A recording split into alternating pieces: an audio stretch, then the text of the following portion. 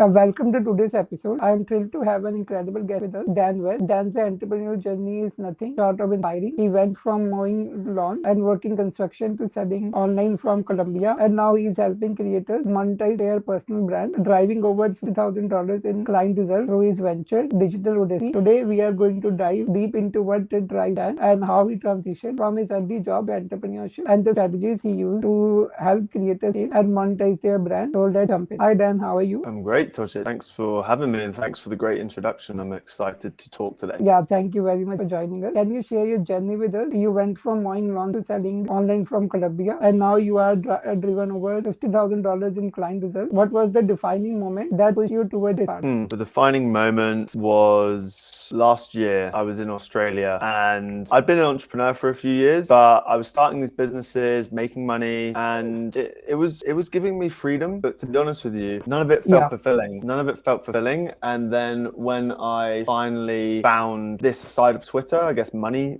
Twitter, money X, whatever, and figured out, okay, I can actually build a brand around my ideas and sell my own stuff. That was really the turning point when I realized how true freedom would look if you were just literally just being yourself and finding ways to solve problems for people. I thought it was awesome. So that was the turning point for me. And then I was like, whatever it takes to make this work, I'm going to do it. And yeah, here we are. I recently saw your post where you mentioned working as a construction worker. How did you transition from that to selling online and helping creators monetize their personal brand? Like, how did you discover from doing such a job? I had already monetized Twitter in the past. Okay. So 1 year before, I think, or two, when was it? 2022. I found Twitter and it was in the Web3 space. And it was basically, do you know what NFTs are? Yeah. They were very famous recently. Yeah, people made like millions on them. Yeah. Did you also sell them? Yeah. So I was selling those for a while. And did you make any money from them? Well, the project we launched made $240,000. Oh wow, that's great. Yeah, it was mad. And I was the community leader. I was the founder. And actually, somebody on our team, the developer, actually, we can't prove this, but by a process of elimination, it has to be true. The developer actually stole $90,000 of it. So that was quite tough. Yeah, that was rough. But to be honest with you, Toji, like it made me realize like how much money there is to be made on the internet and how much money there is to be made from Twitter. So I'd already done it in the past, and I did a lot of the brand building myself. I did a lot of the community building. I pretty much most of the community building myself, along with some friends. But that was my real role. So I knew how much money could be made on this side of the internet, and I had already done it. So when I came back, this time not in the NFT space, but in the creator space and the writing space, I came back with some skills and some knowledge that I had from previous, and that was really how I ended up returning and how I ended up really going in again. Experience makes it very easy to succeed later. Like if you have great experience early on, it helps a lot in the future. So you should basically try to did you take any course to learn this, or did you just learn them by doing them? Have I taken any courses since I've started building my personal brand? Yeah, related to personal branding. Yeah, so I joined a cohort last year with the Growth Army guys, and they helped me with my writing. I had Kieran Drew. They also helped me launch I wouldn't say they helped me launch a cohort, but they encouraged me to go after some bigger goals. So I launched a cohort last year because I was in that group and there was accountability. I bought Danko's 2-hour writer and I didn't take it for 6 months. Eventually I did, which I took 2 months ago. And then I had Kieran Drew's what was the name of the course? High Impact Writing. That was the first writing course I ever took, and that was pretty good. What else? That's pretty much it. Everything else is self-taught. Russell Brunson's books, .com Secrets, Expert Secrets. Yeah, I once read that. It's a great book. That's prescribed reading for anyone. Yeah. And also building a story brand by Donald Miller. Yeah, I once read that one. It's a good one. Yeah, and then they're foundational texts for building a brand, I think, online. And then if you really want to get serious about the sales side of things, actually making more money from your brand, any of the classic books on copywriting will start helping you scale the income, because once you've got a brand, you can start selling stuff, you've got traffic, you need to be able to convert that traffic. And so that's when I usually advise clients, I usually advise people start with, build your brand up, get some traffic, and then learn how to convert the traffic, simple as that. But you can actually start selling without having a bunch, you don't need as much traffic as people think. You don't need as big an audience as people think to start selling, but that's how provided it, and that's how. Yeah, because basically the people who follow you also have a lot of followers. So basically it creates a network effect. That's why we can basically make money through less followers. Absolutely, yeah. But I think there is a trap, Toshid, that people fall into, and that's relying too much on the brand. Like, believe it or not, like it takes a long time to build up so much authority that people are like, I don't even care what you're selling. How can I give you money? Like, no one's gonna just turn up one day and go, no matter how much they love you, they're not just gonna turn up and go, how can I pay you? How can I give you money? Like, that's a fairy tale. Like that takes a long time to get there, and even so, like I don't even know. That's more like OnlyFans, right? So like we're talking about actually building a business, and building a business, there needs to be an exchange, which means there needs to be intention behind everything you do. There needs to be exchange of value, and you can't just. Some people give value accidentally because they're just great people and they're just great to be around and they just have energy. But even with that, you can't rely exclusively on that. You have to have systems, you have to have conversion mechanisms, you have to have ways that people can actually. You have to create funnels, etc., to be able to convert them. Yeah, exactly. And I think a lot of people they don't realize that they build the brand and then they don't even know what a funnel is. Like I've got clients that they don't even know what a funnel is, and they've got a massive brand. I'm like, oh my god, you've got so much traffic, but you could make so much more money from what you're making, but they prioritize brand over, I guess, conversion, and now they're in a position where it's like, all right, now I just need someone to help me with conversion because I don't have a clue. So it's just a problem I see with people that go too hard on brand. But then there's other people that never go anywhere near brand and are never able to generate their own traffic, and then they're always working for other people. So it's like, where do you stand on the spectrum? Yeah, so basically that's where you saw the opportunity and started helping clients. Exactly. Yeah, like being a bridge between the two. Like, hey, personal brand, great. I'm all for personal brand. Like I love personal brand. Like I love content. But a lot of you guys don't know how to convert any of that. So like I get really good. I teach myself conversion, or I guess I've always been in conversion really, even when I had the other businesses. And I bring the two worlds together, and like that's where I sit. And I'm not the only one doing it, but I like to think I do it in my own way. Yeah, what drives you and what the core motivation behind your journey, and what keeps you going when things get out? I like that question. So there's a few things, but at risk of going too deep into the point, because I was just thinking about this today and yesterday. When I grew up, there's a few things. Number one is when I grew up, I wasn't from like a poor family, but I never had any money. Like all my friends had like spare money and like pocket money, or like not even pocket money. They always had money, and I never did. Like my parents never used to give me that much pocket money, so like I never had anything really. Like my parents weren't poor, like I said, but I felt like I was always like deprived of actually having any money. And then when it came to actually going, I'm not from a poor family, but they made me work for my money. Like I never had it, and my friends always did, and it bugged me a lot. And then growing up a little bit more, I didn't like the idea of working for someone else, so it was really hard for me to get into the workplace. Like I was a little shit, basically. I was a little shit. I was very entitled. I was like, I don't want to go and do a crappy job. In the end, I just had to do it. So it took me a while to get into like a job, I guess. And then I started hating on the idea of making someone else rich. So I always knew in my mind I was going to be an entrepreneur. And once I started acquiring the skills and actually started like realizing my potential, and that I wasn't stupid and that I wasn't lazy and that I actually had talents. Once I found those talents, I started leaning on them. And then I realized, okay, that's a driving force for me. It's like I want to be self-sufficient. Like I want to actually be able to create whatever I want and be the rainmaker of my own business, of any clients that want me to be involved with what they're doing. I want to be help them make it rain, or help them grow, make them grow. That's one big driver for me. Another is just that I just said that it took me a while to get into a job, and I've always had this thing in my mind, like I don't want to be a bum. And I spent a lot of time partying in the last 10 years, a lot of time basically around distractions. A lot of distractions, a lot of destructive behaviors, and this actually keeps me away from that. So if I don't have business and in my life, and I don't have what I'm striving for, my goals, then I go back to what I was before, which was out of control and no discipline, distractions, not getting anywhere nearer to where I truly want to be. So this is like what I do now, my mission and my purpose, that keeps me fulfilled, and that keeps me focused, and that keeps me on a good path, on a path I know I want to go down, because I'm so easily susceptible to, I have been so susceptible in the past to destructive behaviors, destructive lifestyle, toxic lifestyle. I don't want to be going anywhere near that again. So this keeps me going on the path I want to go. So I'd say those are my two biggest drivers. And then of course, last one, just going to throw it in there. Like I want to be a provider for my family. So, I'm not a father yet, but I want to make sure that we have everything we need. And I don't want to be worrying about anything. I want to be enjoying, supporting my lifestyle, supporting my family, and doing it in a way that doesn't feel like it's killing me. It feels like it's actually, I'm just living my dream life. So that's what drives me. Yeah, a lot of people get stuck in these distractions. Like I think in these days, people are promoting it a lot, like destructive lifestyle, over choices, and even not eating healthy. Like I recently started focusing on my health by following the diet from Brian Johnson. Have you heard Mm. of him? Yeah.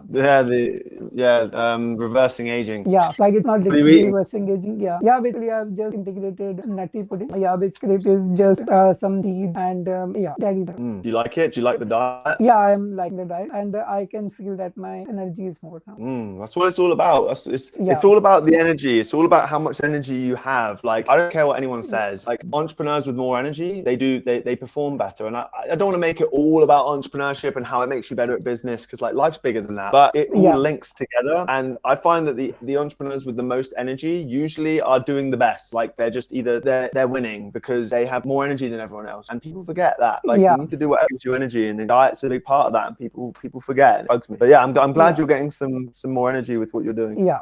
What is your vision for digital Odyssey? Where do you see it going in the next few years? So for me, like the dream is always, and this is so cliche, but the dream's always been to help 1,000 people achieve financial freedom. That used to be like my old definition, because financial freedom now, I think it's washed out. I think really what I'm trying to help as many people do is become self-sufficient. And it would be awesome to have 1,000 members in there, and it'd be awesome to have people there, not just because they're getting information, but because they feel like without it, their life is worse. It's like having a like sleeping well. That's what I want it to be like. I want it to be such an asset to people. It's like if they're not in it, they feel like they're missing out on good sleep, or they feel like they're missing out on good food. They feel like they're missing out on oxygen. And that's really what I want to try and build for people, is like the best things in the world. Like honestly, you feel like you can't live without. And Yeah. I want the community itself to be like that. And like, it's going to be an iterative process. But it is for entrepreneurs. It is for ambitious people. It is for people that love writing and selling things, and also but also having a balanced lifestyle, having good health, eating well, Yeah. having good spiritual, having a relationship with God. Like, and those people will come and gather around it. And I guess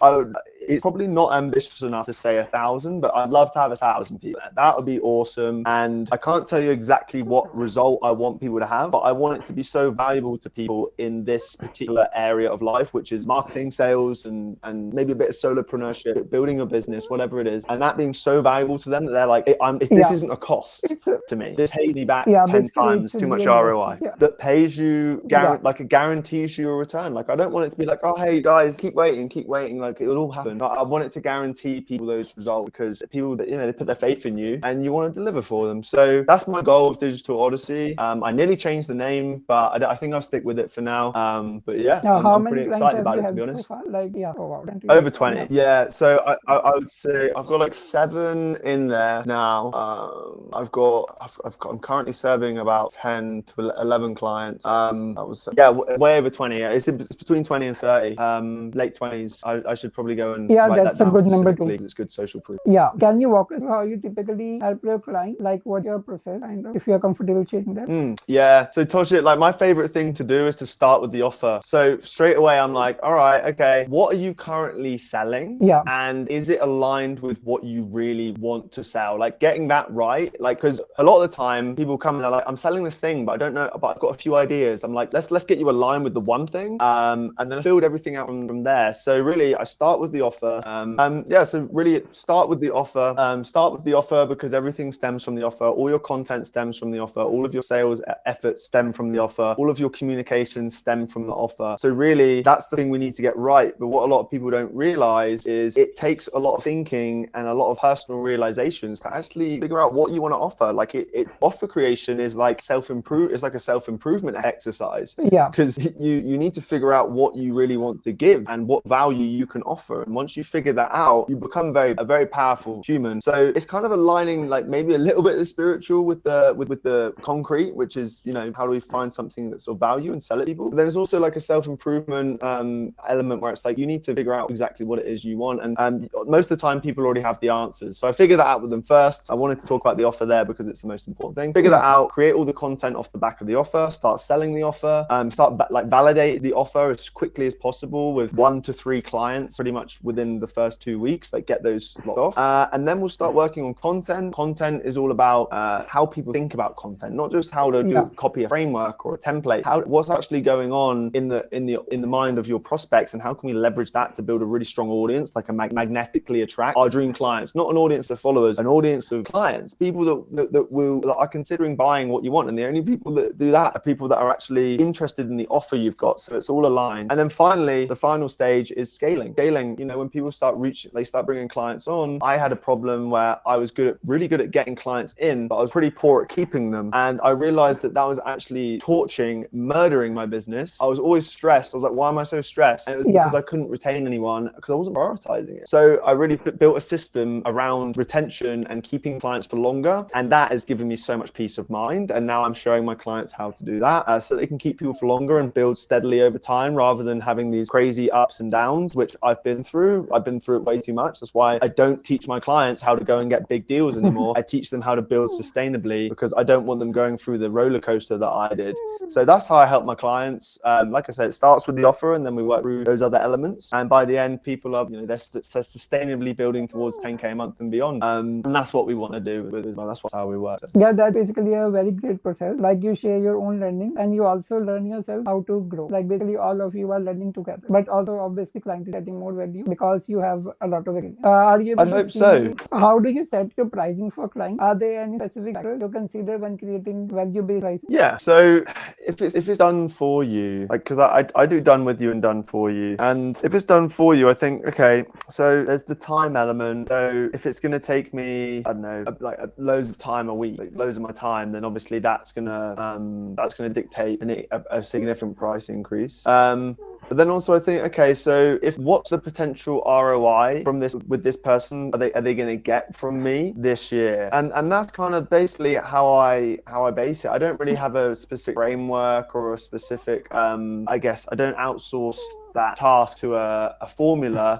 But I just kind of think, okay, so how much do I want to earn as a business? Like, that's number one. How much is it worth it for me to do this and to take on the stress? And something we've done with you as well is quite often you do take on quite a bit of stress. Like, you take on the stress of the client. So you need to factor in the stress element that you're going to be taking on from them. And when somebody's paying good money to work with you, you are willing to do more for them. So it's actually better for them to pay more, because you go further. It's just, it takes a while for and obviously they get better results, but it takes a while for you really need to attract high quality people that get that, because it does take a while to find those clients. It does take a while to find the clients thinking, I want to pay a bit. I like paying for a good service. They're fewer and far between than the clients that are just like, hey, I just want to get results now, and I only want to pay $100. It's like, I've done all that. Like, I guess I've had low quality clients, and they're the hardest to serve. Like, the ones that pay the most are the easiest to serve. It's so weird. Yeah, I've also noticed that. So do you provide ghostwriting service, like, to the client? Do you provide consultation or ghostwriting? Ghostwriting or consultation? Yeah. Was that the question? Yeah.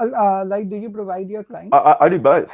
Yeah. So my highest ticket clients, I will consult and ghostwrite for. So I'll be like, okay, this is what you should do with your business. This is how you should set up your system. This is how we scale. And then if they don't have much time, usually the less time they have, this isn't a perfect relationship, but if they have less time, they've usually got more money, or they've got more willingness to pay a higher price if they haven't got the time. So what would happen is I would say, okay, I'll write your offers. I'll sell your offer. I'll write emails for you. And then you just go and implement all this other advice in the meantime. And then that's basically how I set it up. It's like a hybrid consultation and writing service, like us generating leads and generating business and growing their business for them, and consulting them at the same time, because without the consultation, it's too hard. But then I also have my one-to-one clients who I just consult. Like I don't do any writing for them because it's a lower price point. So they're like my next tier down. And then I have my like digital Odyssey group, who like, that's coaching, consulting kind of rolled into what's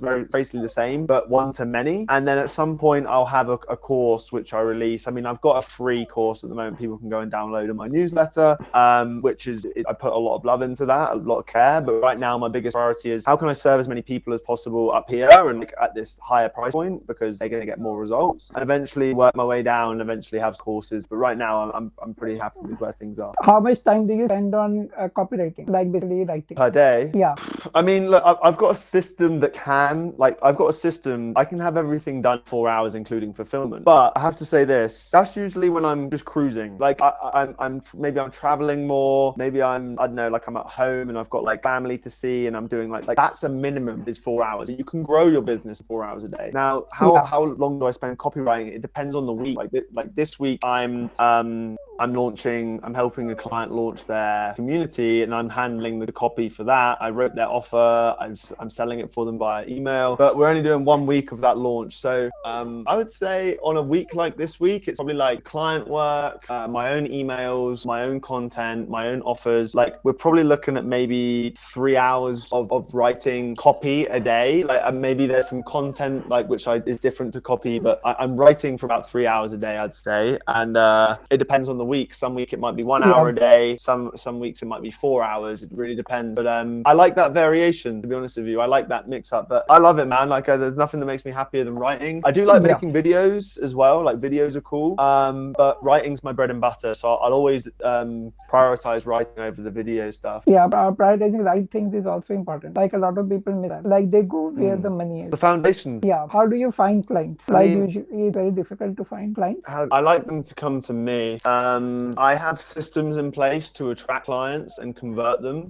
There's a great book called Magnetic Marketing by Dan Kennedy, and like that will teach you how to attract and convert and retain clients like pretty much like incredibly. But I like to attract them into my world, and then I like to warm them up, and then I like to close them. I'm quite patient. I used to be a little bit more impatient. But if I needed clients today, what I would personally do is I would go into everyone that's following me, and I would go into all of my old DMs, and I'd be like, hey, like I would find who has the problem I can solve, and I would just send out as many DMs as possible. That's what I would do. DM when I need money, I hit the DMs hard. Email, I'm good at email, and obviously I would say I'm a copywriter, but emails, like I'm still getting at the point where I can make it predictable. Whereas DMs, I know if I send out like 100 DMs in a day, like I'm gonna get someone. So it's a lot easier because it's so direct. So if you need money today, like I'd say 100%, you just got to lean on what you've already got, which is followers and people in your DM. Get busy in the DMs. That's the number one advice to someone who is like, I want clients today. Just go and look what you already have, find the problem that you can solve. And that obviously doesn't apply to B2B people. If you're a B2B person listening to this right now, I don't really know what to say to you except for just go and do more DMs. But like you would target people differently to me. Yeah, like you are also B2B, no? Like you are targeting other creators. Creators are businesses, no? I would say it's consumer to consumer because like a whole business, it functions differently to an individual. So like a business will act logically, whereas a human will act more emotionally. So I love selling to just a single human because you can play it, like the sale is more emotional, whereas a sale to a business, like a CEO of a business, he's not thinking about emotion. He's thinking like, what's the ROI? Like what's like, they're a lot more logical like than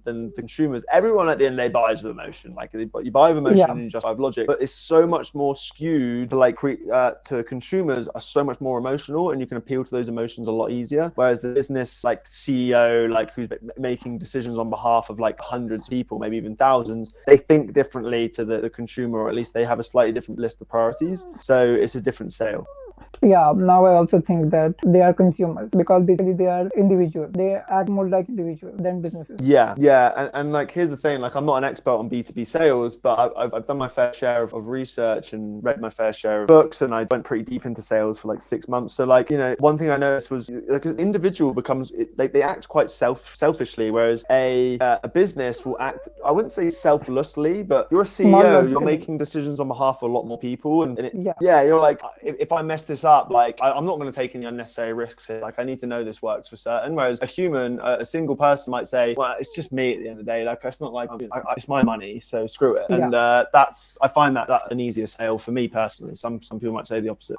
So your favorite story of one of your clients, if you would like to. I mean, I have a few. I have ones that are a little bit more ego driven, and I have ones that are a little bit more just like, I love that. But I'll give two, and they're different ends of the spectrum. One is so I had Matt, who we had a call, and he basically told me what he wanted to do. He wanted to launch a a DJ educational program in person, and he didn't know how to sell it. And I basically just gave him a full blueprint. We worked together on it. We came up with his offer. He launched it. And this is an idea of like a perfect client, like because he already had skills and he already had a network, he already had a small audience. All it took was to basically give him the advice, him execute and implement it. And I don't know how he did it, but like he made $20,000 in 5 days. All that money didn't come in 5 days. It like he took a deposit up front and got half of it. So like he got like 9K up front. And then by the time he collected all the money, which was like literally a week later, he made 20K, but he collected that first batch of deposits in 5 days, and then he made, and then once everyone paid a week later, 20K. So like that was brilliant. I think you shared the screenshot as well. Yeah, I saw a screenshot on your profile. Yeah, I'm proud of that one purely from like I'm really proud of what Matt was able to do there, because like that's just a number that you can say, hey, look, this happened, and he went to like on holiday to Bali after that, so like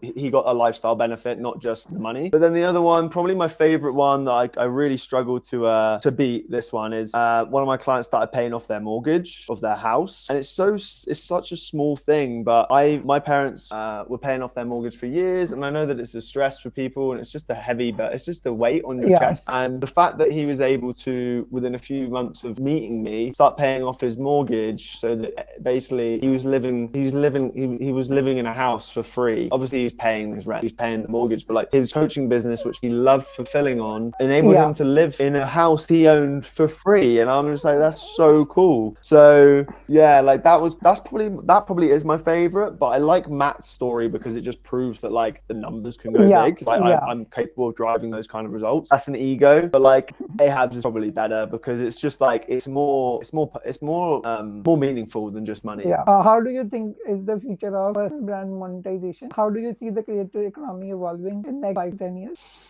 Well, I'm already seeing trends. Like there's the market makers.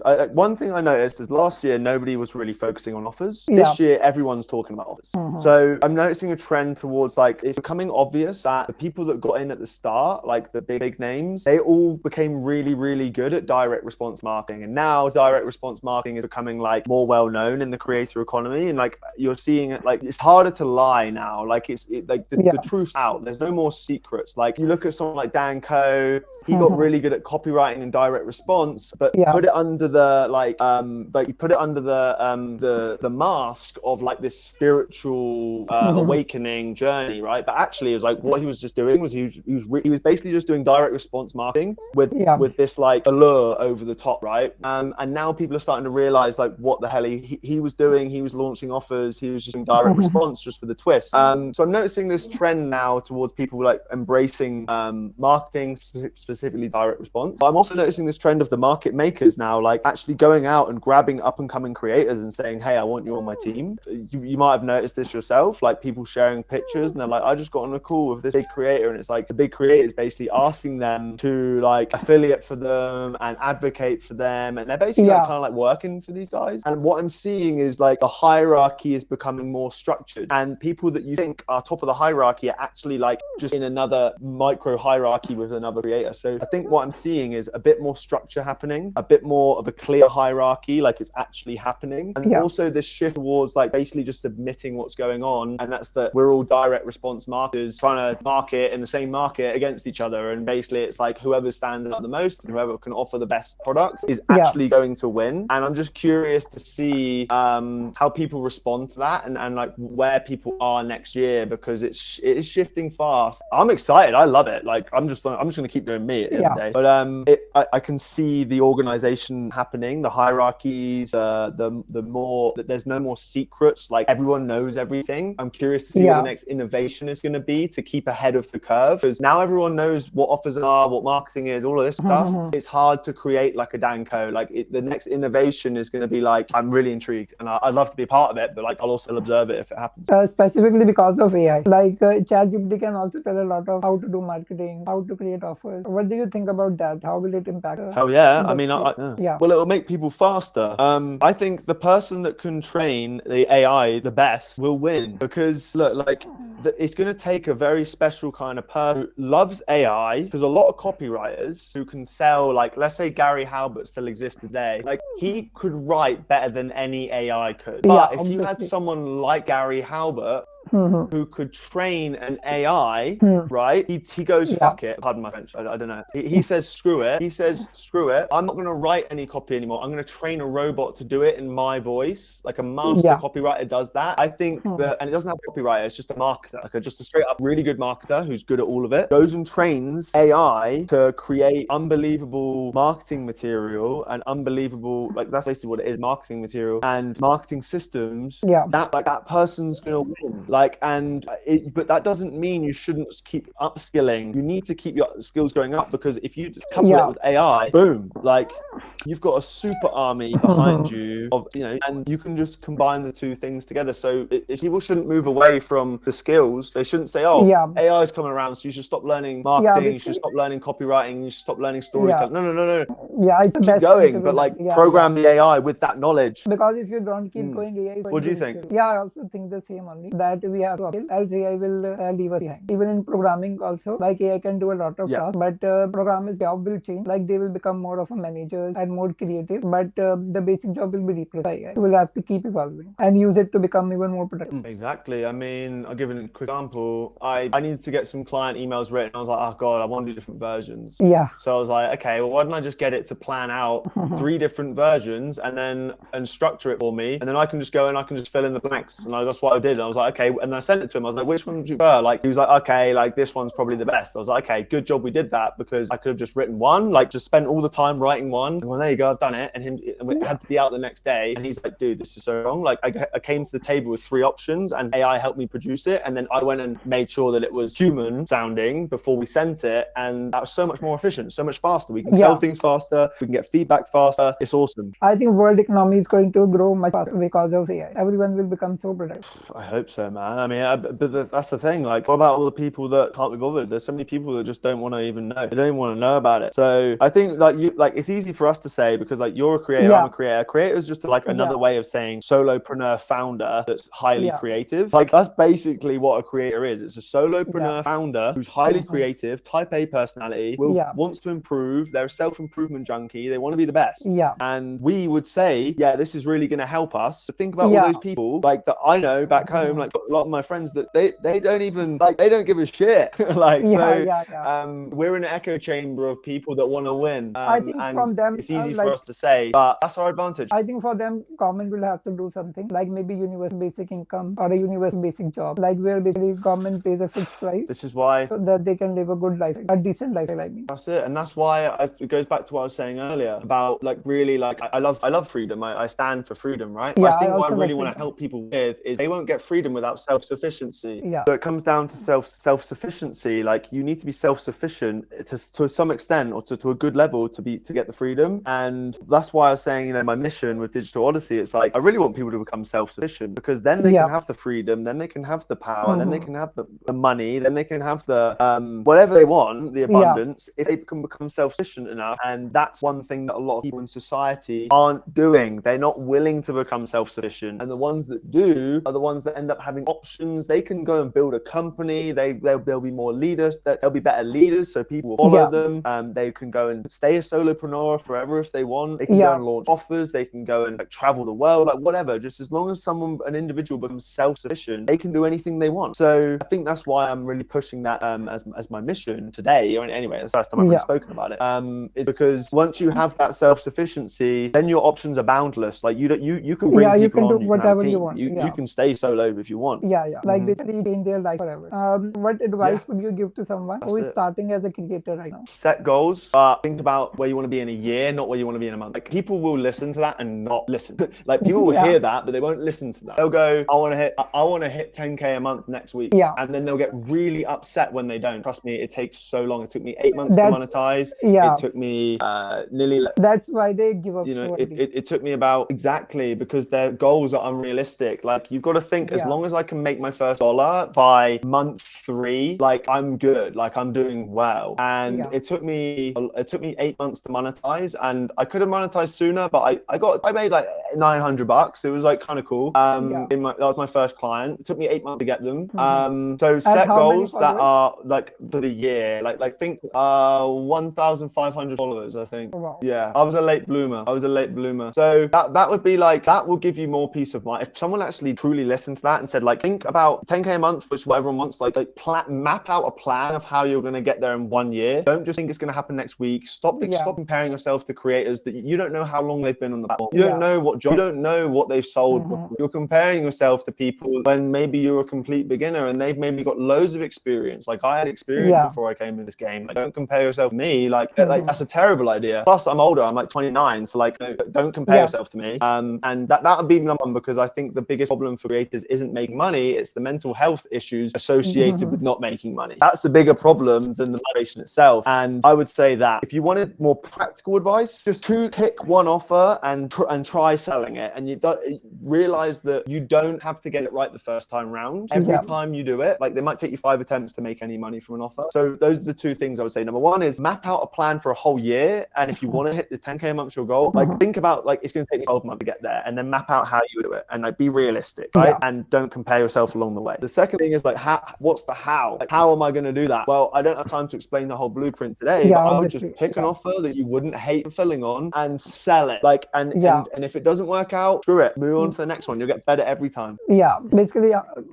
by feeling fast and improving, you win. That's it, brother. Perfect. What do you think about people like Elon Musk? Do you find their journeys inspiring? Yes, I do. I had a debate with one of my best friends at a wedding a couple months ago. Yeah. And he was saying how he really hates Elon Musk. Like, he doesn't like him. And I was like, he said he's not entitled to money that he makes. And I was like, this is how the world works. Do you have any idea how much risk that guy's taken? Do you have any idea the sacrifice he's taken? Like, what he's doing, like the audacity to think about launching rockets into space, then making it happen and making it work. How the hell is that guy not entitled to a ridiculous sum of, because what he's doing is he's changing the world at such an accelerated rate. Of course, he's getting what he deserves. He's getting some hate as well, which arguably he deserves, but he's also getting paid a lot because he's taking on so much stress of mankind to get the things done that he's doing. And he actually had the courage and the audacity and the persistence to stick it out and make it work. Like,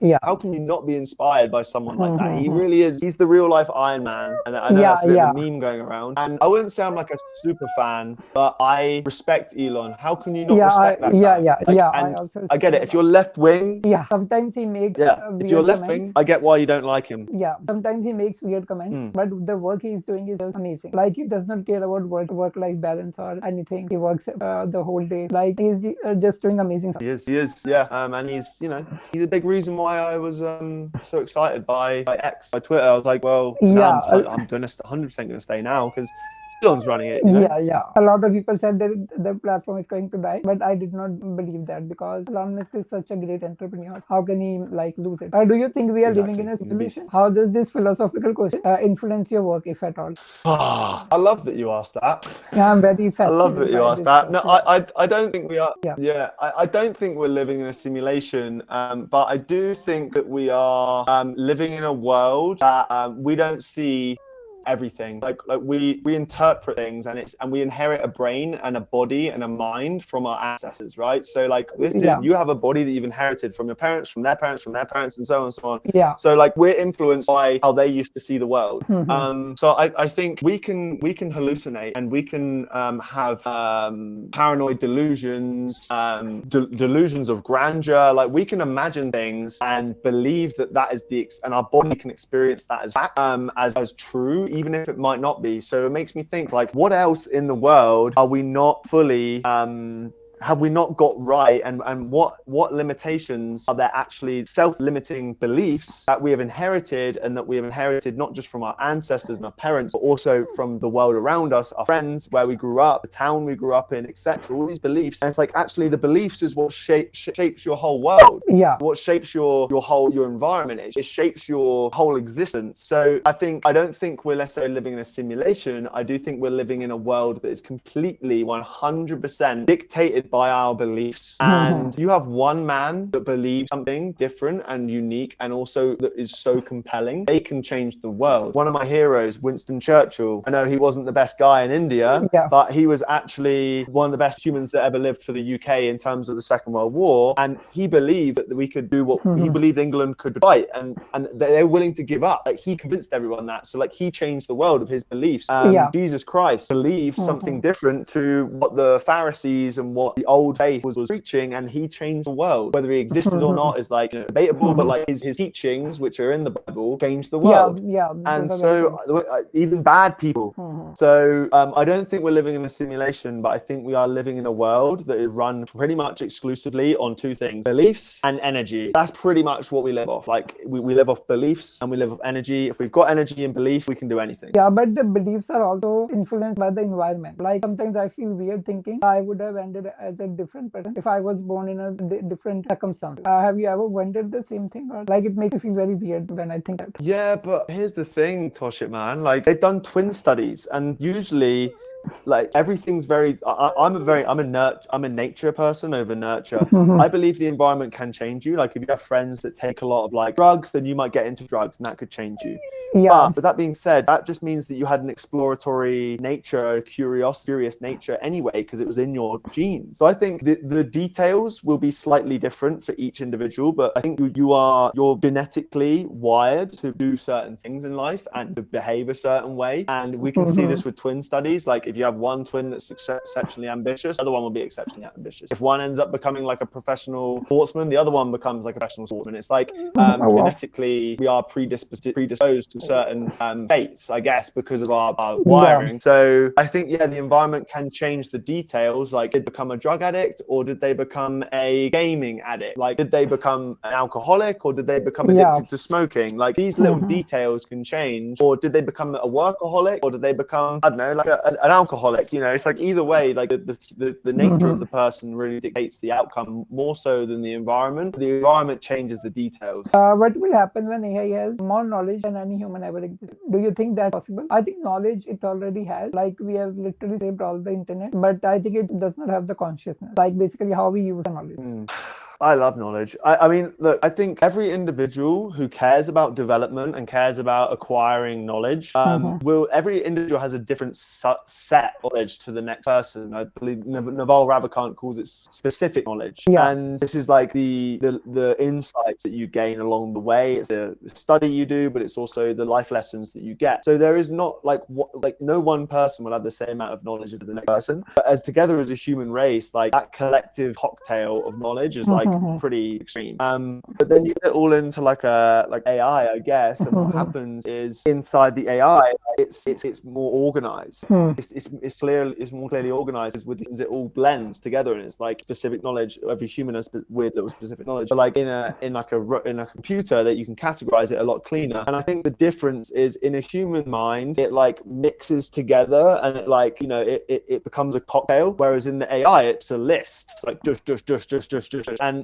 or like a database or a robot. So I think humans are able to synthesize knowledge like nothing else. It's very much like our nature, I guess, to like synthesize things. Whereas if all the knowledge is there accessible like a library, like what's more valuable, Elon Musk's brain or like the National Library of America? Like, what's more valuable? Like, because one's like, here's all knowledge stored, and like here's the knowledge in like a living organism. So like, what do you think? I think the same only. Like, we are conscious, the AI is not conscious. So basically, we conscious being use knowledge in a different way than a non-conscious being like an AI. But one piece of advice you wish you could go back, we're less predictable, and give your younger self. This is the last question. I would say, you can have everything you want in life. Money, freedom, women, happiness, fulfillment. You can have everything you want if you just dedicate yourself to study. And I mean study in terms of not just studying, like self-study and and the study of your interests. So Hmm. really, I would actually strip it all back. I would strip all that back. I'd say follow your curiosities, and I already did that, but I didn't do it. I would have done it earlier. I would have believed in my curiosities. I would have followed my curiosities sooner. And I think follow your curiosities and dedicate yourself to study. And I would hope that he would listen, but he probably wouldn't. Like, he wouldn't listen to me. Like, he flat out wouldn't listen to me. So I'd have to show him proof of like what Yeah. study gets him. I think it happens with everyone. Like no one's younger self would believe them, because if that was possible, I think he would have No. already done that. Okay, so it was very nice Yeah. talking to And I you. also think one more thing. Yeah, continue. Yeah, one more thing is just on that. It depends at what age you become more what's the word? Like, humility becomes more present in your life. When you aren't humble, you don't humble yourself. You don't allow yourself to consider where other people might be right and you might be wrong. Yeah. And I had an ego on me till I was like 25. So like, me, I wouldn't have listened to any. I wouldn't have even listened. Your future self is always trying to talk to you. It's talking to you every single day. It's just, when are you going to actually put your ego to one side and listen? That's the moment when everything changes. And I don't think I could have forced that any sooner than I did. But the people you see these days that are like successful at a young age, I think they put their ego to one side a lot sooner, and I struggled to do that. So like I said, Toshi, I know you agreed as well. I don't know if he'd listen, but that's what I'd tell him. Yeah, it was very nice talking to you, and I literally learned a lot. And thank you very much. Lastly, how can people reach you or work with you if they want to learn more about building their personal brand? Sure, I would say just sign up to my newsletter. That's where I'd love you to go. I write an email every day, and I try to make it actionable, I try to make it helpful, and I try to make it entertaining. I mean, definitely try and make it entertaining for you. So yeah, you can go onto my X profile at Dan Westworld. There's a link in my bio, or if you watch any of my YouTube videos, there's also a link there. Yeah, I will add in the description as well. Awesome, thank you. Yeah, so just get on the newsletter. Yeah, the newsletter is where it all happens. So that's where I'd like people to go if it's cool with them. Okay, so thank you very much again.